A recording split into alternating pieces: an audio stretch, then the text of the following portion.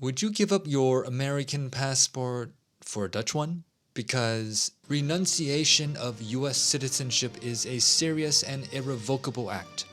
Well, Skylar did. I mean, definitely, I didn't claim Dutchness till I got my passport. I think not having lived in the US for so long, I don't feel like an American. I think I feel a sense of being allowed to be here. Doesn't necessarily feel like you're one of us. So, what is it like to be an American turned Dutch citizen? What does it mean to be Dutch?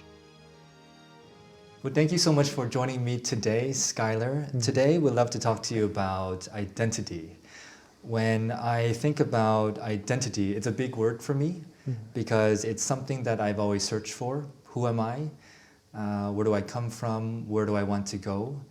And for me, I found that talking to other people, hearing your stories, your identities, helps me find my own story. And I think you have a very interesting story. You're a very interesting person. You originally come from California. You've spent around 11, 15 years now in the Netherlands. And we'd love to hear more about your story and your journey and more about your identity. Yeah, so thanks for having me. Yeah, so I grew up in California, indeed, as you said, outside of LA. And I've been in the Netherlands for somewhere around 15 years, spread over multiple times. So I came here for the first time, I was somewhere around 18, 19, came here volunteering, and yeah, kind of long story short, ended up deciding that this was a place that I was going to settle for a while. Didn't really know how long that would be, just more of a sense of, I knew if I was going somewhere that I wanted to commit to it as home and not be necessarily living somewhere where I thought like, oh, I'm always going to be leaving the next year and never investing in the place and the people. Yeah, and I somehow ended up then feeling very at home here and more maybe at home here than where I grew up. And that's led to me spending really most of my adult life actually in the Netherlands. You know, when you mention home, well, you also are now a Dutch citizen as well. When you think about identity, tell me more about your identity.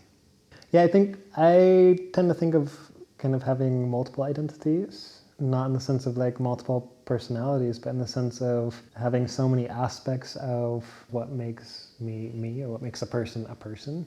Obviously, the culture that I come from and now the culture that I live in, those are pieces of it, I think.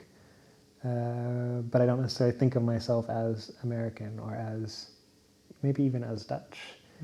I am a parent. I am a partner. I am queer. I am non-binary. And I think also many other things, also a coach and a therapist. And for me, these kind of all are components of my lived experience and kind of what makes me me, I suppose. So many different things. You're not just one, but you are a parent, a coach, therapist, queer, non-binary, American, now Dutch as well. Yeah, something. Global citizen. Global citizen. Yeah. Let me first ask you about the nationality identity, Yeah. American and Dutch. You don't feel you're only American, you don't feel you're only Dutch. Yeah. Say more. Say more. Yeah, so I don't think I have a strong sense of like nationalism in general in me. I don't have a strong connection to, I don't know if that's completely true. Like, I don't feel like I have a really strong connection to a cultural identity in the sense of like, I'm going to claim and defend my Americanness or my Dutchness. But I notice that they both influence me. So I definitely know that growing up in the US influenced who I am. And I see it in even like when I meet other people who grew up in the US, that there is often this sense of like immediate recognition. Not always a click or a connection or whatever, but like it's a recognition of like, oh yeah, I know how this interaction is going to go, perhaps. And even having said that in the US, there's like so many different cultures that you can't really predict 100% that, oh yeah, this is what it's always like to interact with an American. But I recognize that kind of sense of familiarity or recognition. And I also feel it in the Netherlands. Like when I leave the Netherlands and then come back, there is often a sense of homecoming around, like, oh yeah, I know what to expect here. I know it's influenced how I communicate. I think definitely I've adopted a much more of a hybrid between maybe more American less directness and Dutch directness, where somehow I'm in the middle, not quite maybe direct enough for all the Dutch folks, but definitely more direct than the average American. So yeah, I think it feels like it's somehow merged together. And probably that's partly just because I've now spent basically half of my life in the US and half of my life in the Netherlands. And yeah, so they've both been very formative. Okay, both a big part of who you are. When people ask the question, where are you from? What's your response? Yeah, it depends, I think. It depends on the context. Often I'll just say from the Netherlands, unless there's a reason to dive into a deeper, lengthier story. Certainly if I'm meeting somebody in the Netherlands or even in Europe, that's kind of my default, I think. Okay. You also speak Dutch fluently as well. And so here in the Netherlands, do people also see you as Dutch when you tell them that you are from the Netherlands? That's an interesting question. I wonder that myself sometimes. Yeah, so I feel like I live in and maybe I'd say more about this later. Like I feel like I live in a lot of in-between zones, culturally, gender-wise, sexuality-wise, maybe even professionally. Like I feel like I'm always navigating in some kind of fluid middle ground, whatever that is. When I interact with people here, I can definitely go for a while before people recognize that, like, oh, maybe they hear an accent or they recognize from something in the conversation that, oh, I didn't actually grow up here. And for some people it's a surprise, and it's never, people just assume that I'm Dutch until they hear that thing and then we have a conversation and it's like, oh, and you're not from here. When people know from the start that I'm not from here, I think there's a different layer of assumptions that come with it. So yeah, I think it's that. It's the perception of how do they perceive me at the start of the conversation will impact, how that continues to unfold, if that makes sense. It makes sense. I wonder for you, when did that change for you that, I'm assuming at the very beginning, you, nationality-wise, you identified yourself as American. When did that change where you felt comfortable saying that I'm Dutch? Was that when you got your Dutch passport? I mean, definitely, I didn't claim Dutchness until I got my passport. I don't know if I claim Dutchness now in a way. When I first moved to Europe, so I was in other places before the Netherlands visiting as well and living, it was around the time of September 11th and the following kind of political climate that was emerging there. And saying that you were from the US at that time was not necessarily a popular place to be from as the political climate shifted. And I think prior to that, there was moments where it was still kind of seen as, at least in some places, it was sort of this positive identity attribute. And I experienced it anyways as I was given a lot of negative kind of perception related to that identity. And so I think I spent a lot of time actually, I don't know if not trying to get rid of it, but just not emphasizing it.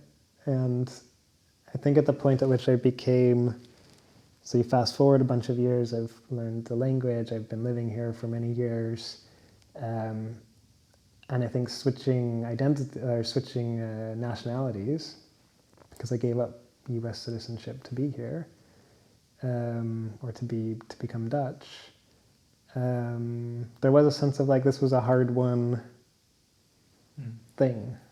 I spent a lot of years working towards that goal of being able to be given a Dutch passport, but I think it was more than about becoming Dutch, and it was about a sense of becoming part of a European, a European citizen actually.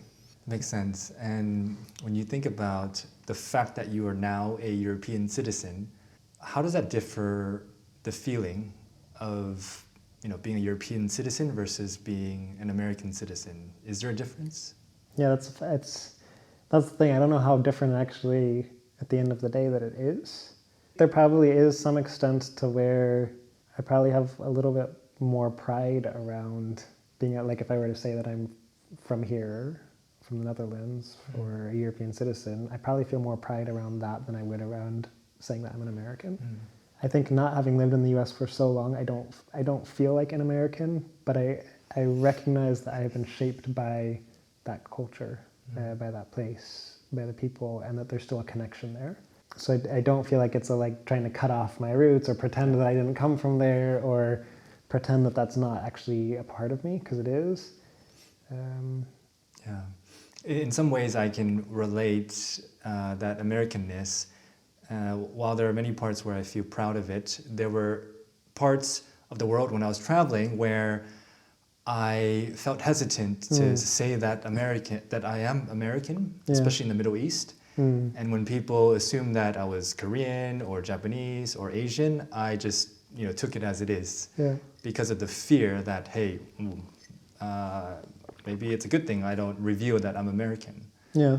I think there's probably also some internal sense of like, it's almost like getting internally valid or externally validated for like, yes, you're actually, you can live here, you are a citizen, you are one of us. And yet, does that actually change like my lived day-to-day experience? Yeah.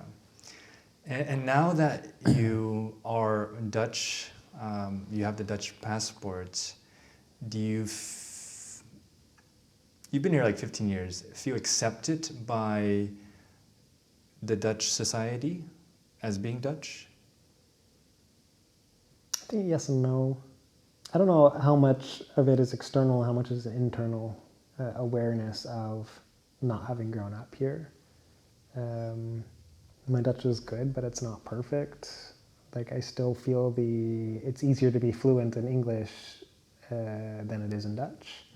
And more often I discovered in conversations that it's my internal feeling about it rather than somebody else's external perception of me. I think I feel a sense of being allowed to be here. And kind of this like, oh, how good of you that you learned Dutch and that you've integrated here so well.